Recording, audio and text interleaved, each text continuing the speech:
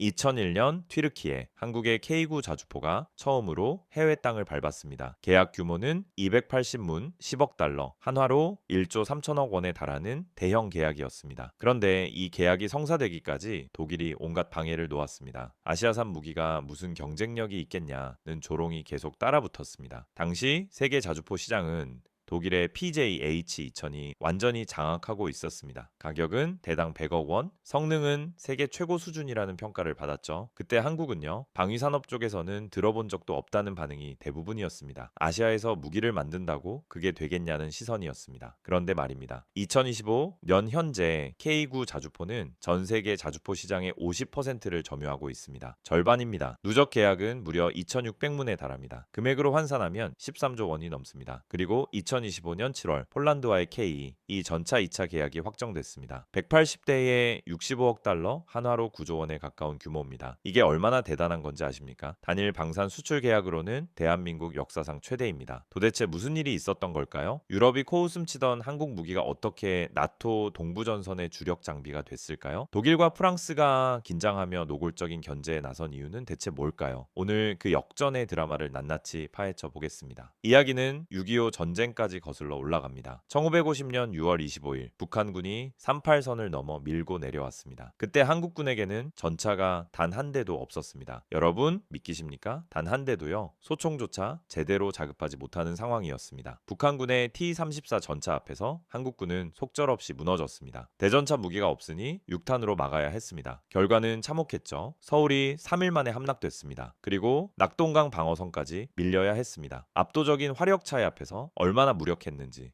그 쓰라린 기억, 그 굴욕, 이게 바로 대한민국 방위산업의 출발점이 됐습니다. 다시는 이런 일을 당하지 않겠다. 우리 스스로 지킬 수 있는 나라를 만들겠다. 그 다짐이 시작된 겁니다. 1970년대 박정희 정부는 자주국방을 선언했습니다. 스스로 지킬 수 있는 나라를 만들겠다는 강력한 의지였죠. 국방과학연구소가 창설됐습니다. 중화학공업 육성과 함께 방위산업 건설이 시작됐습니다. 처음부터 최첨단 무기를 만들 수는 없었습니다. 미국에서 M117 자주포를 들여왔었습니다. 그러다 1985년부터 K55 자주포를 면허 생산하기 시작했습니다. 면허 생산이 뭐냐면요. 미국 것을 그대로 따라 만드는 겁니다. 설계도를 받아서 똑같이 조립하는 방식이죠. 이 과정에서 하나씩 기술을 축적해 나갔습니다. 1989년 드디어 국산 자주포 개발 프로젝트가 시작됩니다. 목표는 명확했습니다. 40km 이상의 사거리를 확보하는 것. 왜 이게 중요했냐면요. 당시 K55의 사거리는 24km에 불과했습니다. 북한의 장사정포 사거리가 60km가 넘는데 우리는 24km. 무슨 뜻이냐면요. 북한이 쏘면 맞기만 하고 반격은 할 수 없는 상황이었습니다. 일방적으로 당하는 거죠. 이 비대칭을 반드시 뒤집어야 했습니다. 10년의 개발 기간이 흘렀습니다. 수많은 시행착오가 있었습니다. 실패도 있었고 사고도 있었습니다. 그러나 포기하지 않았습니다. 1999년 마침내 K9 자주포가 탄생했습니다.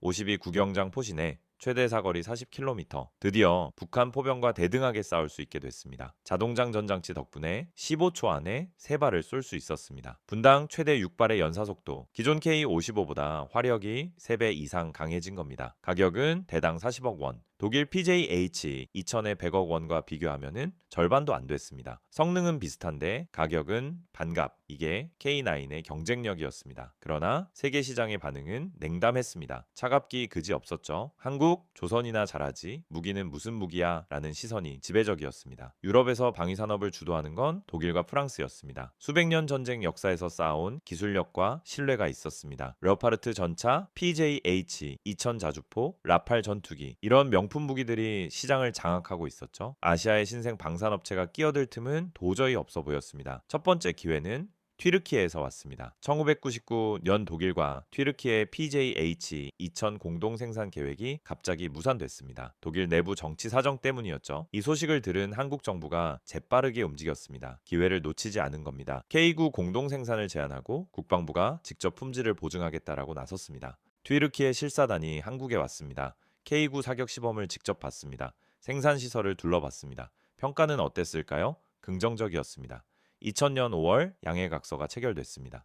드디어 첫 수출의 문이 열리는가 싶었죠. 그러나 독일이 또 방해에 나섰습니다. 여기서 문제가 생겼습니다. K9에는 독일 M타입 U 엔진이 들어가 있었습니다. 자국 부품이 들어간 무기의 튀르키예 판매를 독일 정부가 반대한 겁니다. 튀르키예와 독일 사이에 외교 갈등이 있었기 때문이죠. 한국 입장에서는 황당한 상황이었습니다. 우리가 만든 무기인데 부품 때문에 독일 눈치를 봐야 하다니요. 우여곡절 끝에 2001년 마침내 계약이 성사됐습니다. 280문 1조 3천억 원. 여기서 한 사람의 희생을 말씀드려야 합니다. K9 개발을 주도한 한 엔지니어가 있었습니다.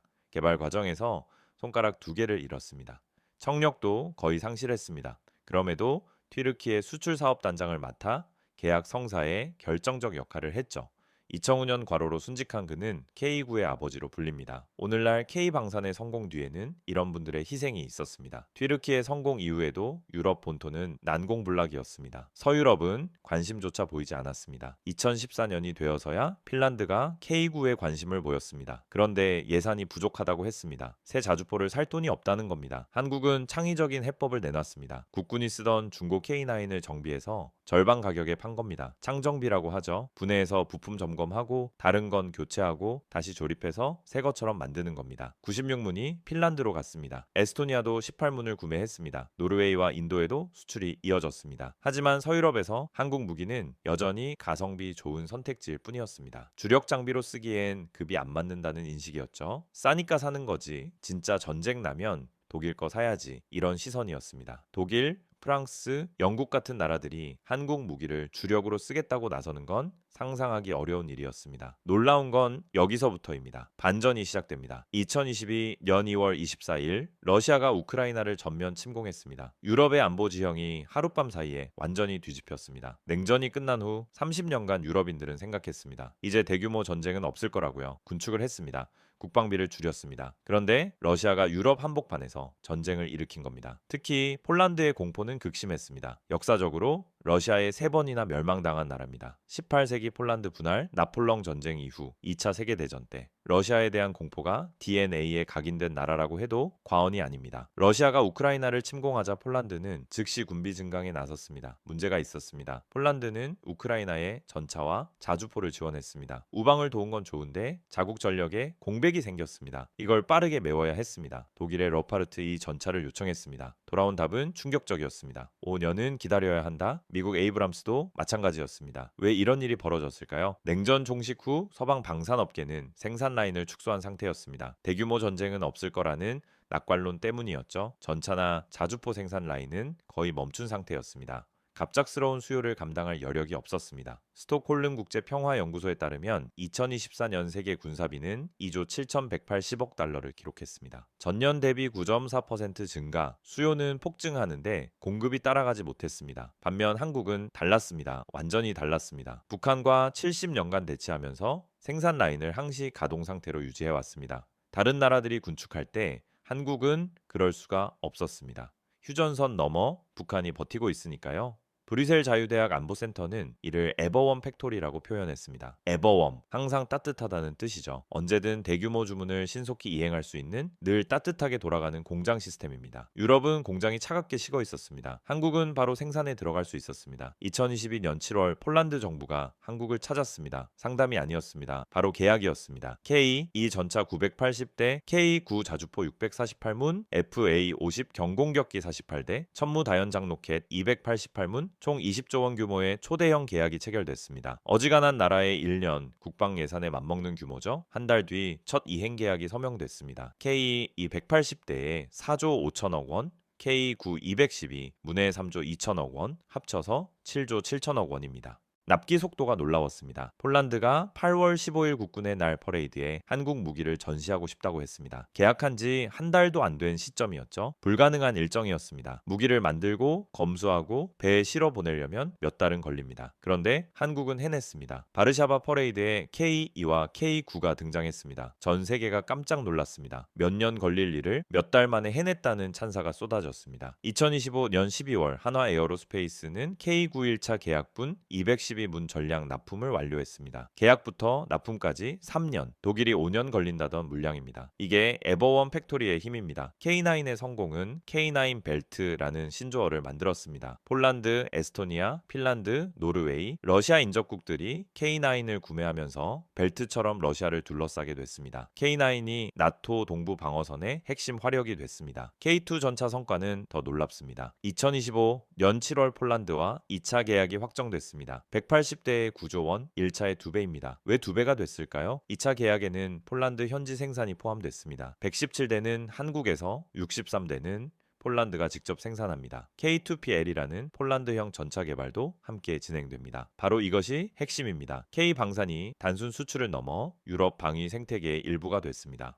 유럽 땅에 한국 전차 생산 기지가 세워지는 겁니다. 루마니아도 합류했습니다. 주력 전차로 미국 에이브람스 대신 K2를 선택했습니다. 나토 동부 전선의 핵심 축이 한국산 무기로 무장하게 됐습니다. 동유럽의 K 방산 벨트가 완성됐습니다. 스톡홀름 국제 평화 연구소 2024년 보고서가 이를 증명합니다. K 방산, 빅사인 한화, 현대로템, LIG 넥스원, 한국 항공우주 산업의 합계 매출은 141억 달러, 21조 원입니다. 전년 대비 31% 증가했습니다. 세계 평균 5.9%의 5배입니다. 한국은 독일을 추격하는 세계 10위에 올랐습니다. 한화그룹은 21위로 세계 20대 기업 진입을 눈앞에 뒀습니다. 성공이 커지자 견제도 시작됐습니다. 2024년 4월 마크롱 프랑스 대통령이 연설에서 직격탄을 날렸습니다. 미국산과 한국산 무기 구매로 대응해왔다. 유럽산을 더 많이 구매해야 한다. 이유는 2030년까지 유럽산 무기 비중을 50%로 늘리겠다고 선언했습니다. 영국은 차기 자주포 사업에서 한화를 배제하고 독일 제품을 선정했습니다. 그러나 이 숫자를 보십시오. 2025년 한국 방산 수출은 30조 원에 근접했습니다. 사상 최대입니다. 수주 장호는 100조 원을 돌파했습니다. 견제에도 성장세는 꺾이지 않았습니다. 더 큰 반전이 있습니다. K9에는 독일 엔진이 들어가서 수출할 때마다